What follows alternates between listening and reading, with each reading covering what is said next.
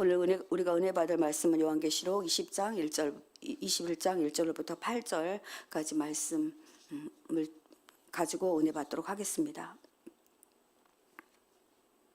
제가 한 절, 여러분이 한 절, 8절까지 8절은 함께 읽도록 하겠습니다. 또박또박 함께 여러분이 저를 위해서 큰 소리로 좀 함께 읽어주셨으면 좋겠습니다. 또 내가 새 하늘과 새 땅을 보니 처음 하늘과 처음 땅이 없어졌고 바다도 다시 있지 않더라. 또 내가 보매 거룩한 성 새 예루살렘이 하나님께로부터 하늘에서 내려오니 그 준비한 것이 신부가 남편을 위하여 단장한 것 같더라.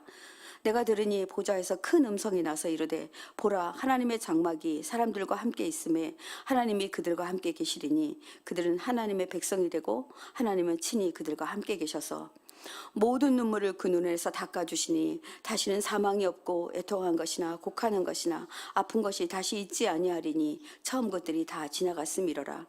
보좌에 앉으신 이가 이르시되 보라 내가 만물을 새롭게 하노라 하시고 또 이르시되 이 말은 실실하고 참되니 기록하라 하시고 또 내게 이르시되 이루었도다 나는 알파요 오메가요 처음과 나중이라 내가 생명수 샘물을 목마른 자에게 값없이 주리니 이기는 자는 이것들을 상속으로 받으리라. 나는 그의 하나님이 되고 그는 내 아들이 되리라.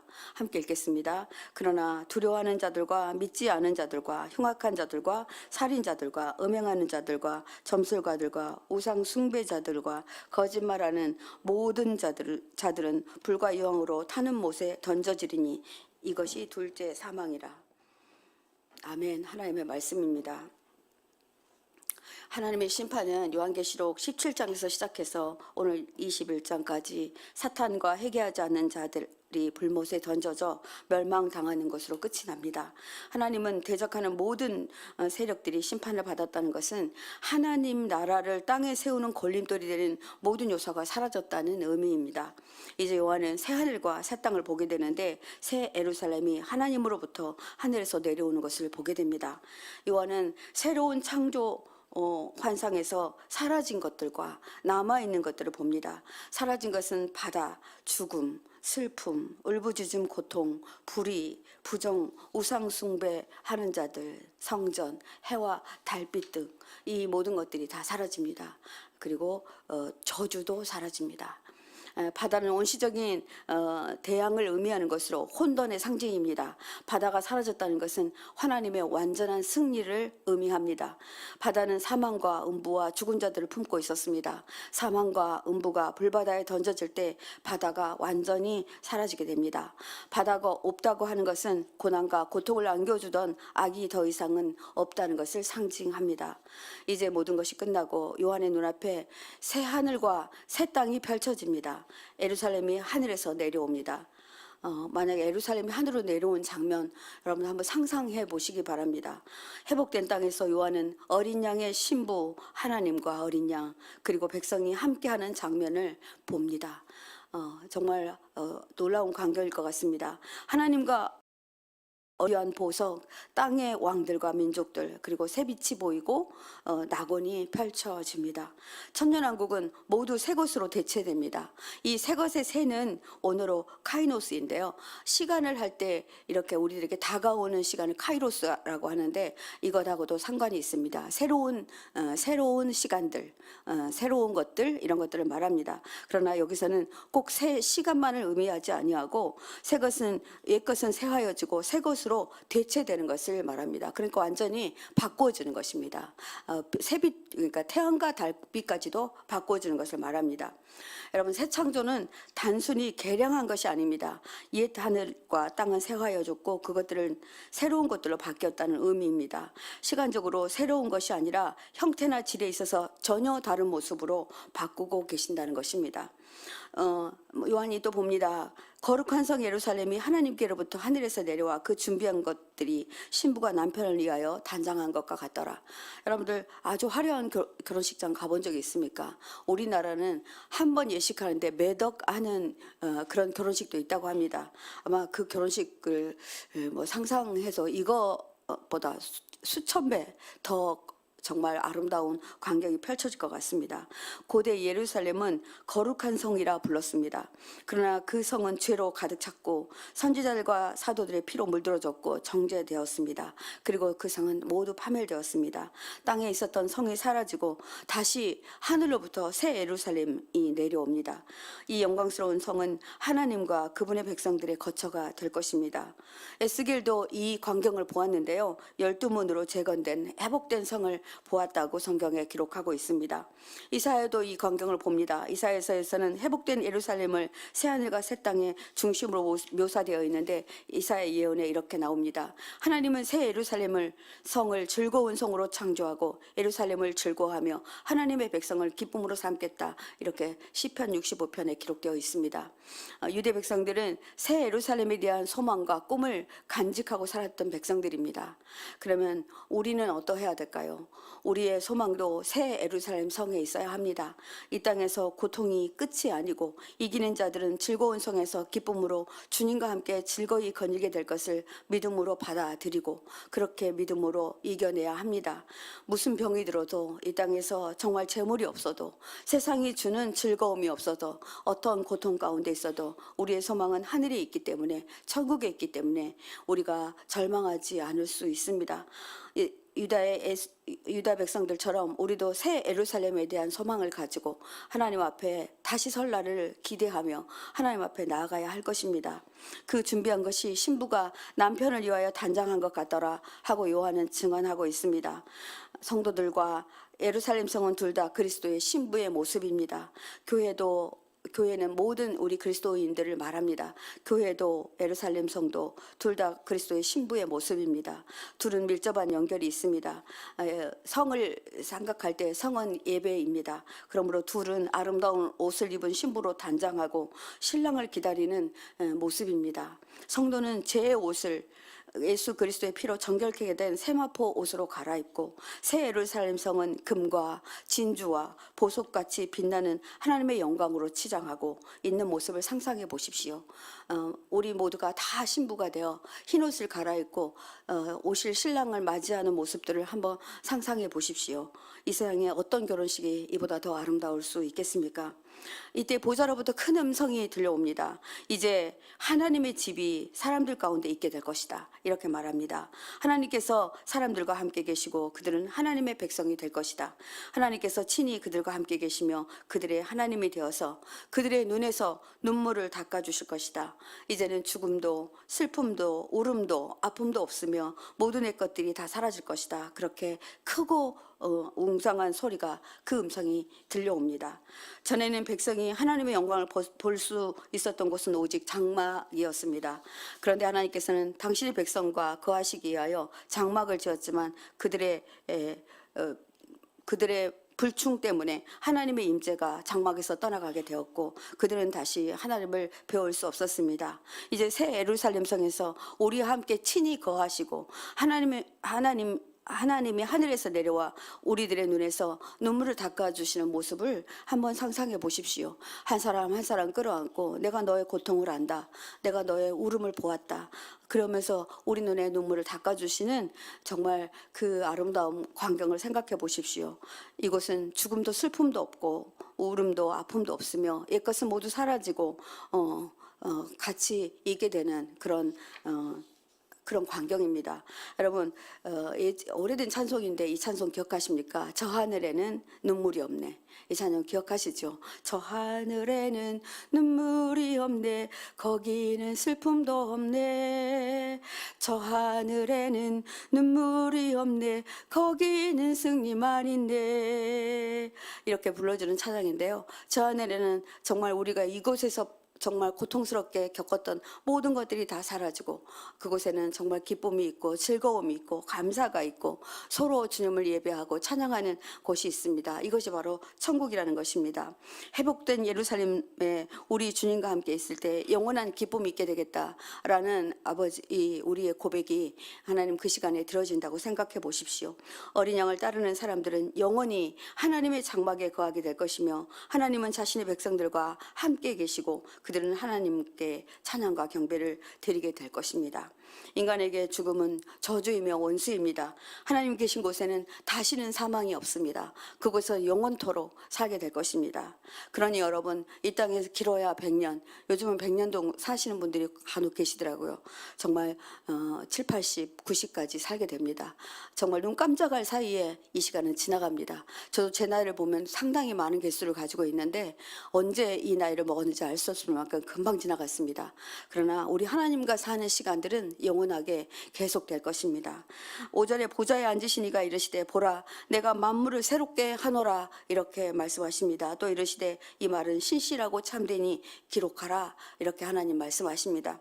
요한에게 보아라 내가 모든 것을 새롭게 하겠다. 그러니 내가 내게 하는 말은 진실하고 참되니 이것은 기록해도 된다. 기록해서 전해라. 이렇게 요한에게 말씀하신 것입니다.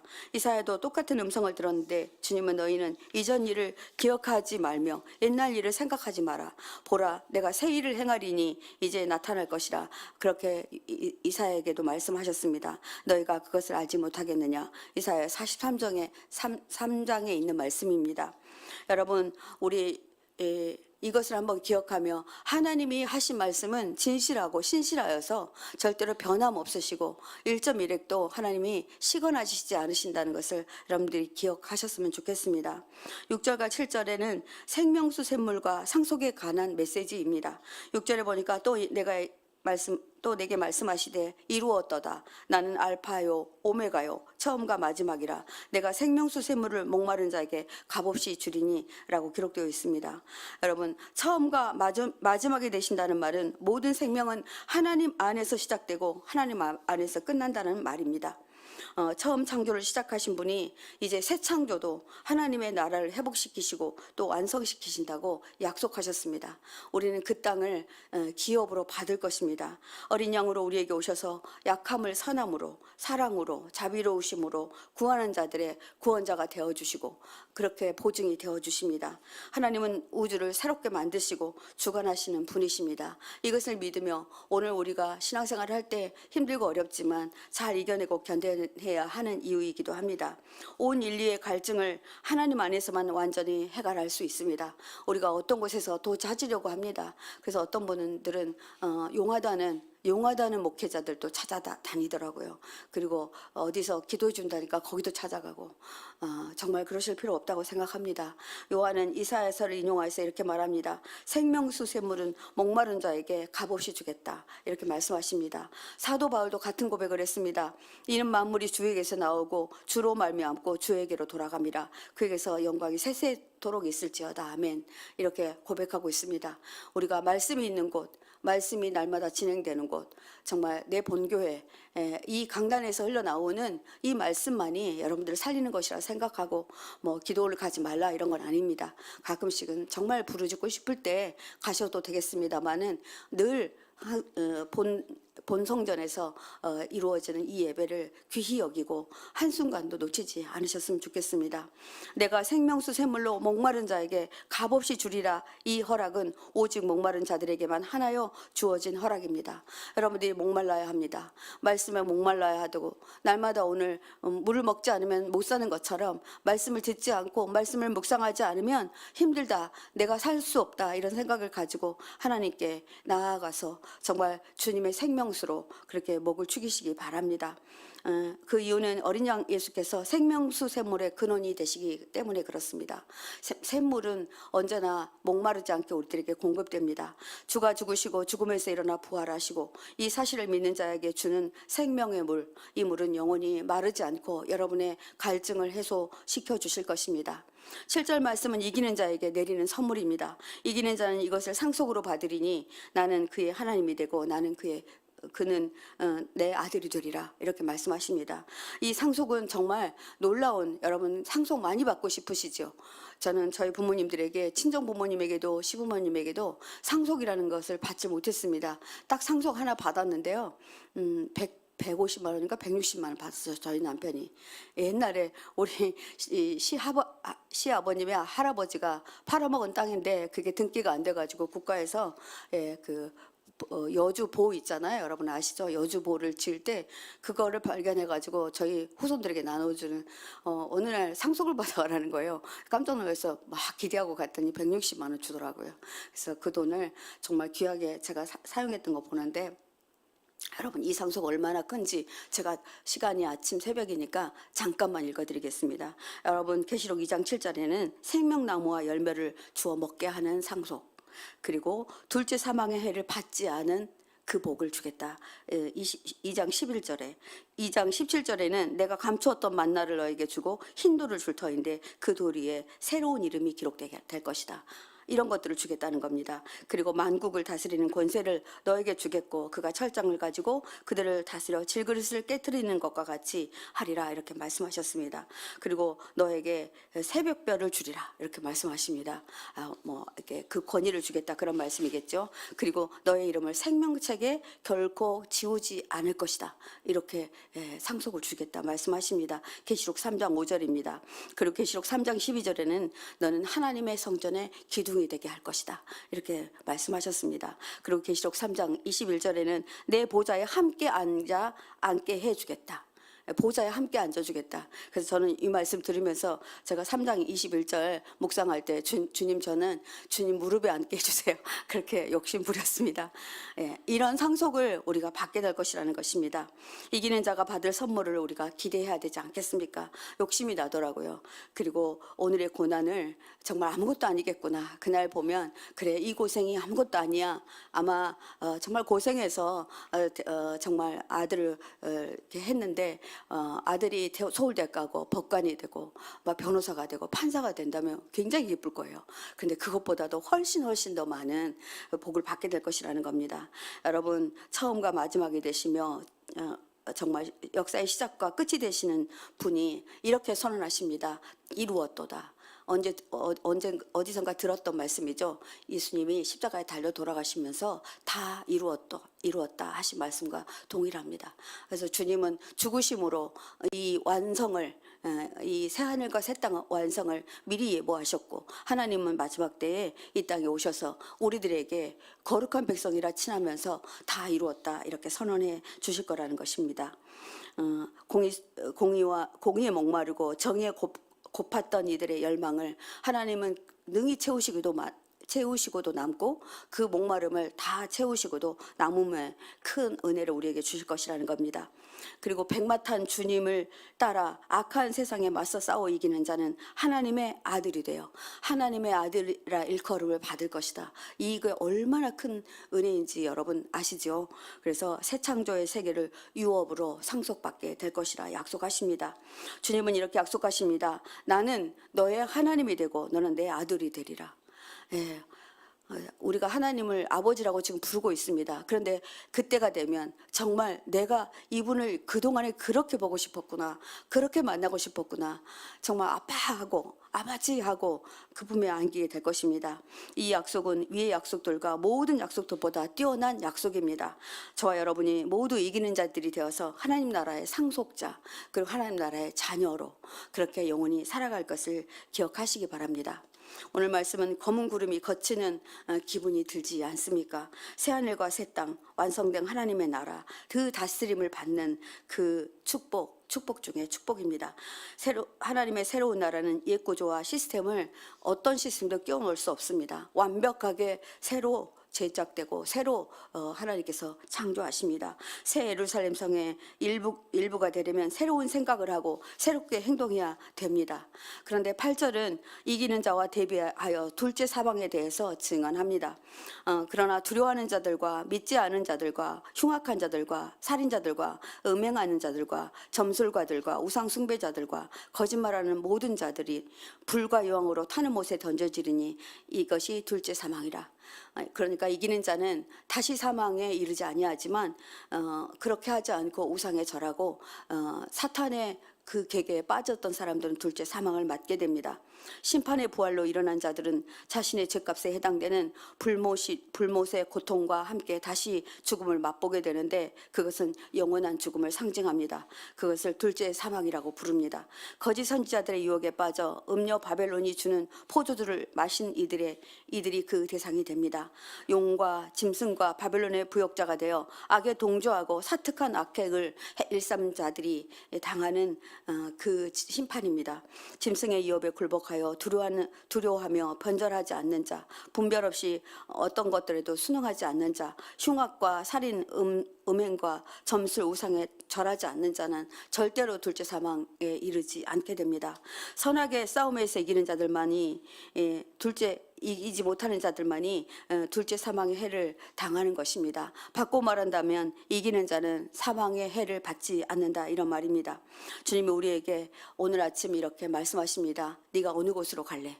이렇게 말씀하시고 계십니다. 정결한 신부가 되어 새 예루살렘에 들어갈지, 불과 유황의 둘째 사망에 갈지 우리가 결정해야 합니다. 하나님은 요한에게 하나님의 계시를 보여주면서 기록하고 전하라 하신 말씀이 오늘 우리들의 손에 들려졌고, 오늘 우리도 이 말씀을 동일하게 받았습니다. 그러하므로 못 들었다 말할 수 없고 핑계치 못할 것입니다. 보좌에 앉으시니가 내가 새롭게 할 것이다. 하나님의 창조는 새로운 시작이 될 것입니다. 그러므로 우리가 새로운 창조에 나도 새롭게 되어 하나님의 혼인잔치에 참여할 것을 기대하며 오늘도 승리하시기 바랍니다. 마지막 환난의 때에 하나님을 피난처로 삼는 사람들에게만 새 하늘과 새 땅이 영원토록 우리에게 주어지고 그 복락과 그 누림을 얻게 될 것입니다. 여러분, 믿음을 가지고 감사함으로 나아가시기 바랍니다. 심판의 부활로 일어난 자들은 자신의 죄값에 해당되는 불못의 고통과 함께 다시 죽음을 맛보게 될 것입니다. 이 둘째 사망에 이르지 않게 하려면 우리가 주님이 오시기 전까지 속히 회개해야 합니다. 그래서 우리가 선하게 싸움에서 이기는 자, 둘째 사망의 해를 당하지 않는다는 이 믿음을 가지고 하나님께 나아가야 할 것입니다. 오늘도 혹시 회개할 것이 있으시면 함께 기도할 때 여러분들이 회개하시기 바랍니다. 그래서 오늘 세상의 유혹에서 이기며 핍박을 감사하고 주님 때문에 받는 고난 즐거워하며 우리 포도나무교회 성도님들 모두 다 그곳에서 함께 만나, 집사님도 왔구나, 권사님도 왔구나, 목사님도 오셨네요, 이렇게 하는 날을 기억하면서 또 상상하면서 오늘도 여러분들 힘들고 어렵지만 잘 이겨내시기 바랍니다. 함께 기도하겠습니다. 오늘 본문 4절 말씀으로 기도하겠습니다. 모든 눈물을 그 눈에서 닦아주시니 다시는 사망이 없고 애통하는 것이나 곡하는 것이나 아픈 것이 다시 있지 아니하리니 처음 것들이 다 지나갔음이로라. 주님, 그렇습니다. 어린 영을 따르는 사람들은 영원히 하나님의 장막에 거하게 된다 말씀하시니 감사합니다.